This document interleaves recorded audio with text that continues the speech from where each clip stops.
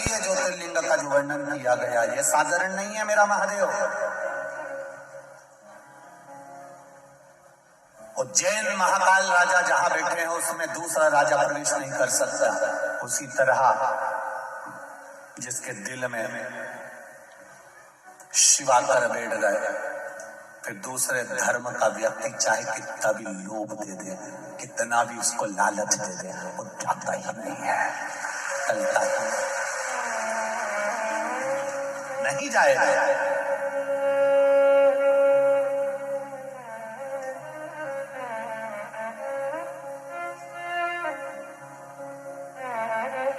पीने वाले व्यक्ति को कितना भी समझा लो, वो शाम के समय चकमा देकर मैं खाने पहुंच ही जाता है।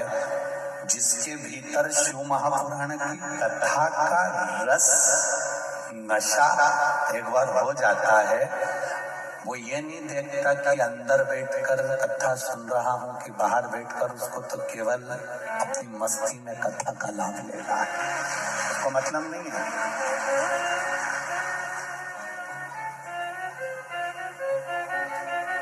शिव भक्ति का जो बल है वो साधारण बल नहीं। कितना सुंदर वृत्तांत कहा।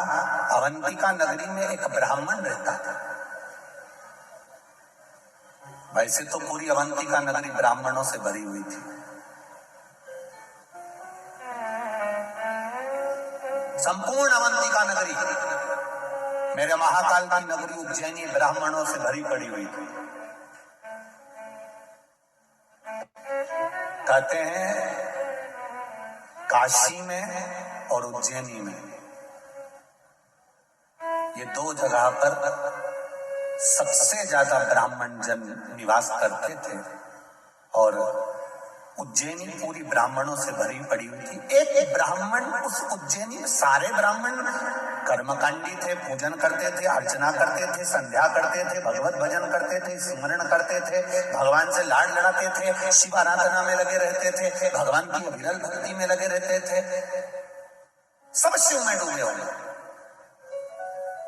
सभी शंकर भगवान में डूबे होंगे।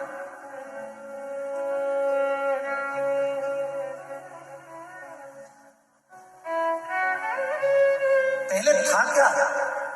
केवल एक देव अधिदेव महादेव। त्रेता आया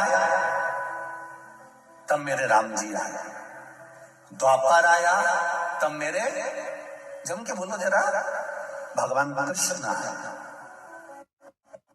त्रेता आया राम जी आए, द्वापर आया तब कृष्ण आए। इससे पहले थे केवल एक नारायण, केवल एक ब्रह्मा। ब्रह्मा विष्णु महेश का एक स्वरूप, लिंग स्वरूप में भगवान शंकर के स्वरूप में विराजमान था।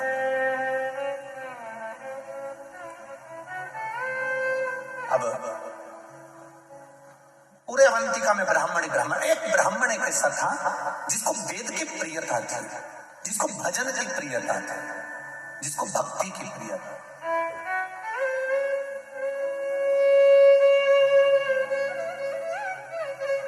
महाराज,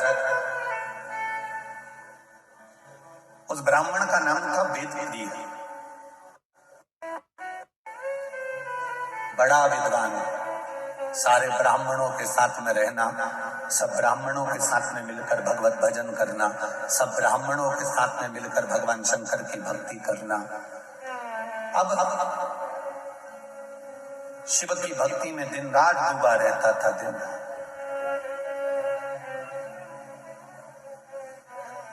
उसी समय पर रत्नमाल पर्वत पर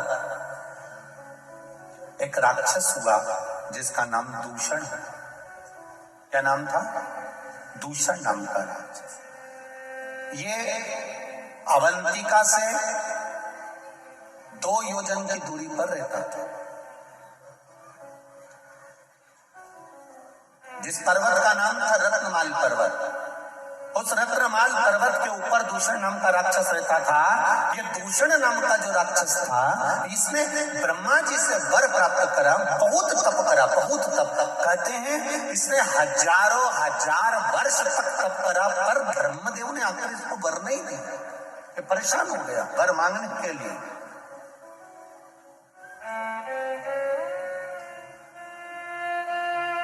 आखिरी में ब्रह्मा जी को फिर आना पड़ा और ब्रह्मा जी ने कहा मांग तुझे क्या चाहिए। तो उसने एक बात कह दी, अगर देना चाहते हो तो मुझे दीजिए कि मेरे प्राण न छूटे। ब्रह्मा जी ने कहा ये तो हो नहीं सकता कि तू मरेगा नहीं, मरना तो पड़ेगा। जन्म लिया है, मृत्यु लोक में आए हो, इस पृथ्वी पर अगर जन्मे हो तो मरना निश्चित है। ये आपको पहले भी कथा में कहा कि बादाम खाओगे तो भी मरोगे, नी खाओगे तो भी मरोगे, रोटी खाओगे तो भी मरोगे, नी खाओगे तो भी मरोगे, कथा सुनोगे तो भी मरोगे, नी सुनोगे तो भी मरोगे। हाँ, कहीं का महाराज तुम्हें गारंटी दे दे कि तुम कथा सुनोगे तो नहीं मरोगे तो हमको भी मिला देना, हम और 25-50 साल ज्यादा कथा और बात चलेगी, उसमें क्या दिक्कत। कथा सुनोगे तो भी मरना, नहीं सुनोगे तो भी मरना। बस अंतर केवल इतना सा है कि जैसे तुम भजन कर कथा सुनकर अगर मरे तो बिल्ली अपने मुख से अपने बच्चे को जैसे पकड़ती है, साथ घर लेकर जाती है, वो बच्चा सुरक्षित रहता है। और बिल्ली अपने मुख से चूहे को पकड़ती है, चूहा मर जाता है। उसी तरह जो भगवान शंकर की भक्ति कर राम कृष्ण की भक्ति कर परमात्मा का भजन कर जो मरता है वो बिल्ली के बच्चे जैसा बचकर वैकुंठ का राज करता है, वैकुंठ का सुख भोगता है। और जो परमात्मा की भक्ति में नहीं डूबा, केवल शरीर को सुंदर बनाया, अच्छा कपड़ा पहना, खूब परफ्यूम लगाया, 2 घंटे तक धागे से सेक कराया, जिसने अपनी जिंदगी पूरी केवल ऐश और आराम में निकाल दी, कभी मुख से राम नहीं किया, कभी मुख से कृष्ण नहीं किया, कभी मुख से शिव नहीं किया, कभी अपने बुजुर्गों का सम्मान आदर नहीं करा, कभी घर के बड़ों के सत्कार में खड़े नहीं हुए, फिर इनकी जिंदगी वो चूहे जैसी होती है जो कभी भी निपटता है तो बड़ा भयंकर निपटता है, बड़ा भयंकर।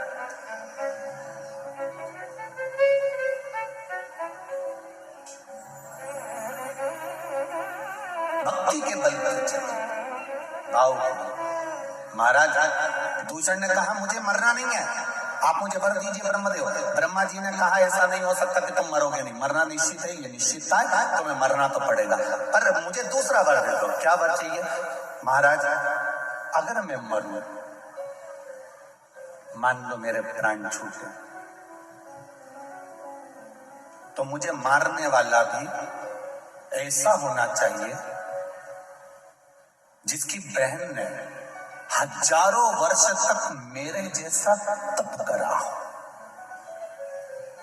अब जरा अवंतिका नरेश की कथा का जरा स्मरण करिएगा, बड़े ध्यान से सुनिएगा। और जितने लोग टीवी पर सुन रहे हैं, जितने लोग बाहर बैठकर सुन रहे हैं, मोबाइल पर सुन रहे हैं, थोड़ा ध्यान लगाकर सुनना। मुझे मारने वाला वो होना चाहिए जितना तप मैंने करा। अगर कोई पुरुष मुझे मारता है तो उसकी बहन में साथ इतना ही तप होना चाहिए जितना तप मैंने किया। और यदि मेरे प्राण छूटते हैं और मेरा रक्त भूमि पर गिरता है तो मैं रूप फिर बदल सकता। ब्रह्मा जी ने कहा तुम्हारा रक्त अगर पृथ्वी पर 1000 जगह गिरा तो तुम तो 1000 रूप रख लोगे, कुछ थोड़े से रूप तुमको दे सकता। तो दूषण नाम के राक्षस ने रत्नमाल पर्वत के ऊपर जो तप साधना में बैठा था वर मांगा, अगर मैंने मेरा रक्त 84 बूंद पृथ्वी पर गिरती है तो मैं 84 बार रूप रखकर लड़ सकता हूं, मुझे वर दो। ब्रह्मा जी ने कहा तथास्तु, पर एक बात सुन लो, अगर 84 ही रूप उस बहन के भाई ने धारण कर लिए और उसने तेरा संहार एक साथ कर दिया तो फिर तेरा अंत निश्चित है। मैं मानता हूं कि मेरा अंत हो जाए। अब इतना वर सोच समझकर मांगा गया, इतना वर मांगा है, दूषण नाम का राक्षस तो आनंदित हो गया। उसने अवंतिका नगरी में प्रवेश कर गया। उसका सबसे बड़ी, वो कहते हैं ना, उसकी सबसे प्रिय चीज क्या थी, उसकी हॉबी क्या थी, तो कहा उसकी प्रियता, सबसे प्रियता ये थी कि ब्राह्मण के बच्चों को पकड़कर उनका रक्त निचोड़कर पीता था और बच्चों को जमीन में छोड़ देता था।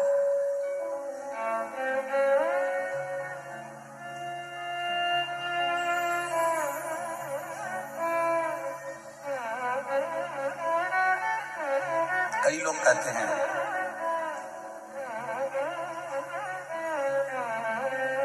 कि ब्राह्मणों ने जिंदगी भर केवल राज करा है, ठाट करा। ऐसा नहीं है। पूरी पृथ्वी के जितने मंदिर हैं, देवालय हैं, जितने पूजा स्थल हैं, जितने सरोवर, जितने कुंड, जितनी नदियां, जितने तालाब, जितनी बावड़ियां हैं, इन जगह पर जाकर आप इतिहास पढ़ेंगे और सुनेंगे तो आपको मिलेगा सबसे प्रथम में बलिदान देने के लिए भी ब्राह्मण ही खड़ा होता था। निश्चित था। ये जितनी भी कथाएं होती है ना, सत्यनारायण जी की कथा देख लीजिए तो आपको मालूम पड़ जाएगा गरीब ब्राह्मण था। एकादशी की कथा निकालिए, उसमें जाएगा गरीब ब्राह्मण था। सारी कथाओं को निकाल कर देखिए, उसमें लिखा मिलेगा आपको कि गरीब ब्राह्मण था। इस जगह पर किसी बढ़िया को नहीं बोला, इस जगह पर किसी अन्य व्यक्ति को नहीं बोला। क्यों? ब्राह्मण का नाम लेकर मार्ग इसलिए करा गया जिससे ब्राह्मण अपने भीतर शांति रखता है। अगर उसका नाम लिख भी दिया तो उसको कोई चिंता नहीं है, कम से कम हमारी नाम पढ़कर लोगों को मार्ग तो मिल जाएगा, लोग संभल तो जाएंगे, लोग सुधर तो जाएंगे। ठीक है, उतना है।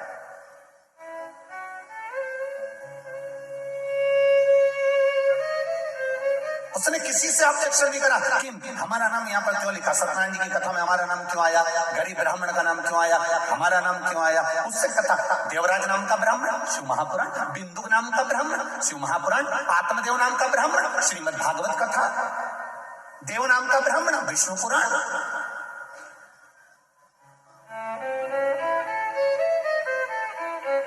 कल्याण नाम का ब्राह्मण, कूर्म पुराण। आप उठाओ, एक एक पुराण में सबसे पहले कथा चालू होती है तो वहां पर उसके क्यों? क्योंकि उससे अगर कथा का प्रारंभ हो रहा है तो कोई ये बुरा ना लगे। कहीं अगर किसी व्यक्ति का नाम लेते थे, किसी अन्य वर्ण का स्मरण कर देते तो उनको लगता कि हमारा नाम लिख दिया, तो उन्होंने कहा इसी का लिख दो, इससे मार्ग तो मिलेगा। कोई बात नहीं है, सहनशील है, शांति का प्रतीक है, इसके भीतर धीरजता रहेगी, कोई बात नहीं। तो यहाँ वर्णन किया वेद प्रिय नाम का ब्राह्मण और इस दूषण नाम का राक्षस रत्नमाल पर्वत से नीचे आया। नीचे आकर अवंतिका में प्रवेश कर गया। अवंतिका में प्रवेश करते करते उसने तुरंत ब्राह्मण के बच्चों को रूप धर कर जाता था ब्राह्मण के घर में। खूब बड़ा शास्त्री बनकर जाता था और ब्राह्मण के बच्चों को कहता था कि मैं तुमको विद्या दूंगा, आपके बच्चों को मेरे साथ में लगाइए। और ब्राह्मण के बच्चों को जब विद्या के भाव से लेकर जाता था, उनको बाहर निकलकर निचोड़कर रक्त पी जाता था। सारे ब्राह्मणों के घरों में रोज का हाहाकार मचा होता था, रोज रोते थे, रोज आंसू ढलते थे, प्रतिदिन शव निकलते थे, बिलखते लोग।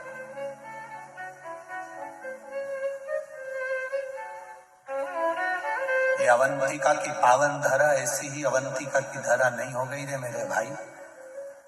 एक एक ज्योतिर्लिंग का अगर स्मरण करा जाए, हम हमेशा कहते हैं, आज फिर कहते हैं, जिस दिन तुम्हारे भीतर थोड़ा सा भी बल कमजोर पड़ जाए, थोड़ा सा पावर कम पड़ जाए, थोड़ा सा लगे कि मेरा मन अटखेलियां कर रहा, मेरा मन लग नहीं रहा, मेरा चित्त नहीं लग रहा, लोग मुझे परेशान कर रहे हैं, निवेदन करूंगा 12 ज्योतिर्लिंग में से किसी भी एक ज्योतिर्लिंग पर एक दिन रात्रि भर आराम से रुक कर आओ, भगवान का दर्शन कर आओ। जब हम डीपी के पास जाएंगे तो डीपी के पास जाते से हमको वो बल मिल जाएगा, वो पावर मिल जाएगा कि हमारे पंखे लाइट वापिस चालू हो जाएंगे। ये निश्चितता है। आप जाकर उसका स्मरण करिए, कनेक्शन सही जगह जोड़ने का प्रयास करो। ये माइक चल रहा है, इसको लाइट मिली है, अब वो डोरी फैला दे लंबी चौड़ी और खूब लंबी डोरी फैला दे और वहां डीपी से या वहां मीटर से नहीं जोड़े और डोरी तो यहाँ तक आ गई और ये बार बार खटका चालू करे बंद करे, खटका चालू करे बंद करे। क्यों रे, ये माइक क्यों चालू हो रहा, माइक क्यों नहीं चालू हो रहा? अब ये तो यहाँ देख रहा, पर इसको क्या मालूम कि वहां से किसी ने कनेक्शन निकाल दिया। फिर ये दौड़ कर जाएगा, फिर कनेक्शन देखेगा, कनेक्शन निकला पड़ा है, फिर कनेक्शन उस प्लग में लगाएगा, वायर जोड़ेगा, तब जाकर माइक चालू होगा, लाइट चालू होगी, पंखा चालू होगा। उसी तरह कई लोग ऐसे हैं जो मंदिर तो जाते हैं, इनने डोरी तो फैला दी, ये पानी का लोटा लेके भी जाते हैं, ये डोरी फैली है। कई लोग मंदिर जाते हैं, कई लोग कथा में जाते हैं, कई लोग जाते हैं। ये जितने भी लोग कथा में आते हैं या जितने लोग मंदिर जाते हैं, समझ लेना इन्हें डोरी तो खूब लंबी फैलाई है। रोज मंदिर जाती हूँ, मुझे 4 महीना हो गया, कोई के मुझे 6 महीना हो गया, कोई के महाराज की कथा सुनते सुनते हमारे को 2 साल हो गया। इन्हें डोरी तो खूब लंबी फैलाई, खूब लंबी फैलाई, पर अभी तक इनने पिलक में नहीं जोड़ी है, इसीलिए इनके खटके चालू नहीं हो। ये अगर दिल से एक बार शंकर की हो जाती है, पिलक से जुड़ जाता तो फिर खटके चालू हो जाता, फिर कनेक्शन से जुड़ ही नहीं पाते। अब रोज घर आकर कहती है मैंने मंदिर में जल चढ़ाया था, भोलेनाथ जी ने नहीं सुना। अब तू खटका तो दबा रही है पर कनेक्शन सही नहीं जोड़ के है। तुम गई तो थी मंदिर, पर जितनी भी माताएं बैठी थी ना, तू गई मंदिर, उनकी थाली देखती रही, उनका मुंडा देखती रही, उनका कपड़ा देखती रही, कहीं इधर टच कर, कहीं इधर टच कर, कहीं इसको कुछ बोल, कहीं उसको कुछ बोल, कहीं मंदिर की सुंदरता देखे, कहीं कचरा पड़ा हुआ देखे। पंडित जी तुम कई कर रहे थे, तुमसे सफाई नहीं बनी, पंडित जी तुमने ऐसा कर दिया, तुमने प्रसाद नहीं दिया। तुम वहां गई तो सही, पर कनेक्शन जहां जोड़ना था वहां नहीं जोड़ पाई, इन्हें दुनिया में जोड़ के आ गई। और अब के हमारे 1 लोटा जल चढ़ाता चढ़ाता 6 महीना हो गया, भगवान ने हमारी सुनी नहीं। पिलक तो सही लगा दीजिए जी, सही कनेक्शन कर लेती तो लाइट चालू, पंखा चालू, माइक चालू, तो कनेक्शन नहीं जोड़ पाई। जा जरूर रही है, डोरी तो बहुत लंबी फैलाई तूने, मना नहीं, कनेक्शन जोड़ना पड़ेगा।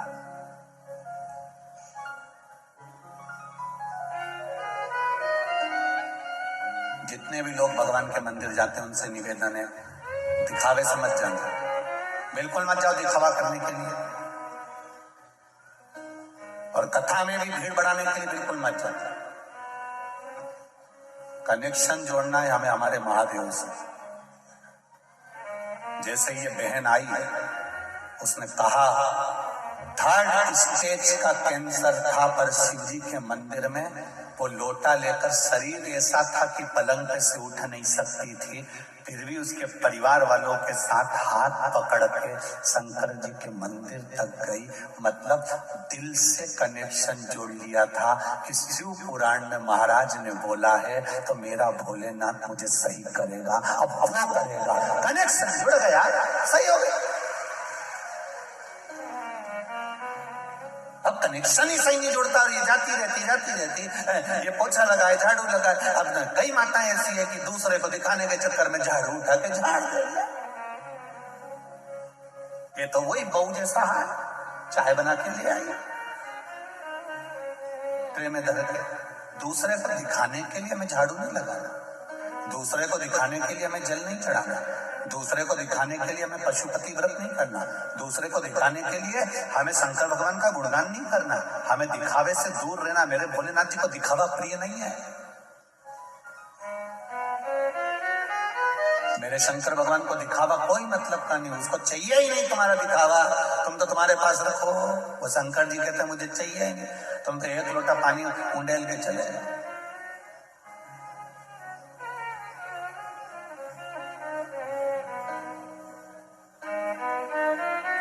मेरे राम जी महाराज अपने मंदिर में बैठते हैं, दिन भर में 1 बार तैयार होते हैं।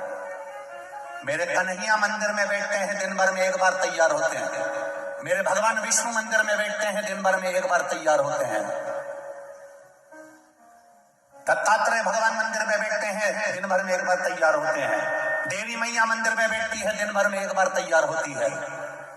केवल 33 कोटि देवी देवता में केवल एक महादेव है जो जितनी बार जल चढ़ाने आता है उतनी बार तैयार कर जाता है, श्रृंगार है।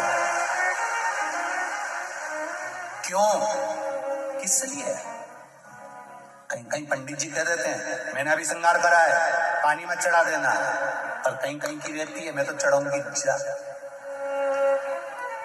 या शिवपुराण कह रही है सारे देवी देवता 1 बार तैयार होकर बैठ जाते हैं, मेरा महादेव दिन भर तैयार होता है, 24 घंटे तैयार होता है। क्यों तैयार होता है? स्कंद पुराण में कहा वेद व्यास जी ने कि शंकर भगवान बार बार तैयार इसलिए होते हैं, वो अपने भक्तों को बल प्रदान कर कर कहते हैं कि हिम्मत मत हारना, दुनिया के लोग तेरे करे धरे पर पानी छोड़कर जाएंगे तो फिर तैयार होकर आगे बढ़ जाना। स्कंद पुराण में वेदव्यास जी कहते हैं, भगवान शंकर प्रेरणा देते अपने भक्तों को, अपने गणों को कि दुनिया के लोग पानी चढ़ाकर जाएंगे, फिर तैयार होकर बैठ जाना, घबराना नहीं, फिर तैयार हो जाना। एक बार घंटा गिराएगा, 2 बार नीचे गिराएगा, 3 बार नीचे गिराएगा, बार बार पांव पकड़ कर गिराएगा, कितनी बार। वो एक संत की कथा आती है, संत महाराज स्नान कर कर आ रहे थे, ऊपर बैठा हुआ व्यक्ति ने ईर्ष्या भाव से संत के ऊपर थूक दिया, पान खा के बैठा था, थूक दिया, संत वापिस चले गए, फिर नहाया, उसने फिर थूक दिया, वो फिर गए, फिर नहाया, फिर थूक दिया, खूब थूका, आखिरी के मुंडा में पान खत्म हो गया। अब बापड़ा थूक के बता, अब और थूकता रहा तो मुंडा में थूक ही खत्म हो गया। अब उसको पानी पीने की जरूरत पड़ रही, पानी भी नहीं, नीचे आ गया। संत के चरणों में आकर बोला, गुरुदेव मैंने आपके ऊपर इतना थूका, इतने अपशब्द कहे, इतनी गालियां दी, आड़ा टेढ़ा बोला, इतना थूका, गुरुदेव अब बुरा नहीं लगा। गुरुजी ने के चरणों को प्रणाम करा, रोज गंगा की एक डुबकी लगाता था, बापड़े तेरे चक्कर में 100 लग गए, तेरे चक्कर में ये 100 डुबकी लगी, नहीं तो मैं कभी नहीं लगाता, इतनी डुबकी तो कभी नहीं लगाता, पर ठुकता था, मैं स्नान करने जाता था, मेरे मालिक ने कितनी कृपा कर दी कि मुझसे 100 डुबकियां लगवा ली। यही विचार हमारे भीतर आना चाहिए, हारना नहीं। एक बार अगर पानी चढ़ाकर चले गया, दूसरी बार मेरा भोलेनाथ फिर तैयार है, फिर पानी चढ़ाया फिर तैयार है, फिर पानी चढ़ाया फिर तैयार है। मेरे शंकर भगवान कहते हैं, मैं नहीं घबराता, फिर तैयार होकर बैठ जाता, फिर तैयार, क्यों घबराना। एक बार दुकान खोली, हार गए, नहीं जमी, फिर दूसरी खोली, नहीं जमी, कोई बात नहीं। सुसाइड का मत सोचना, दुख मत मनाना, ये मत सोचना कि बर्बाद हो गया, बिल्कुल नहीं, फिर तैयारी कर, और अब की बार तैयारी करे तो महाकाल राजा पर, देवाधिदेव महादेव पर छोड़ दे, फिर तैयारी। मैंने एक एग्जाम दिया, नहीं हुआ, दूसरा एग्जाम दिया, नहीं हुआ, तीसरा एग्जाम दिया। एक बच्चे ने लिखा है, छोटा सा बच्चा,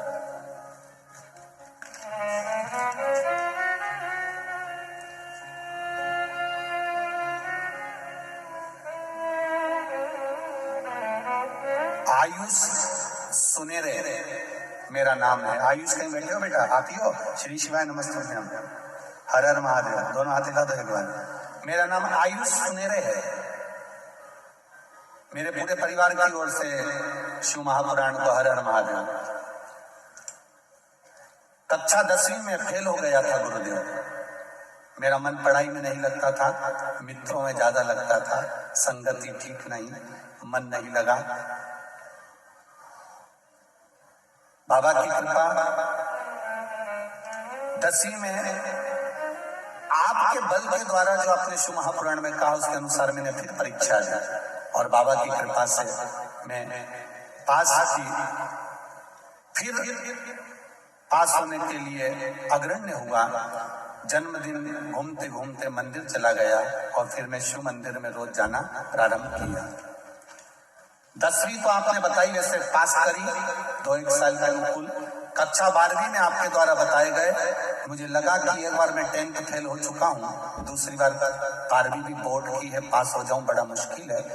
पर आपने जो बेलपत्री पर शहद लगाकर बाबा को प्रतिदिन समर्पित करने का बताया था, मैंने भी पढ़ाई के साथ में, मेरे मित्रों के साथ रहता पर समय नहीं मिलता, पर जितनी पढ़ाई करी और बेलपत्र का प्रयोग करा। गुरुदेव, फर्स्ट श्रेणी से मैं उत्तीर्ण हुआ हूँ 12th में, मैं बाबा को प्रणाम करता हूँ। बाबा की कृपा, बाबू श्री शिवाय नमस्ते, हर हर महादेव, बधाई आपको बहुत बहुत। ये विश्वास जागृत होना चाहिए, आपकी भक्ति, आपका भरोसा। एक बार अगर हार गए तो क्या हुआ, दूसरी बार तैयार हो जाओ। मेरा महादेव तो 5-5 मिनट में तैयार होता है। कोई जल चढ़ाया फिर श्रृंगार गया, फिर जल चढ़ाया फिर श्रृंगार गया, मेरा महादेव फिर तैयार होकर बैठ गया। मेरे महादेव कहते हैं, हिम्मत मत हारना, फिर तैयार होकर आगे बढ़ना।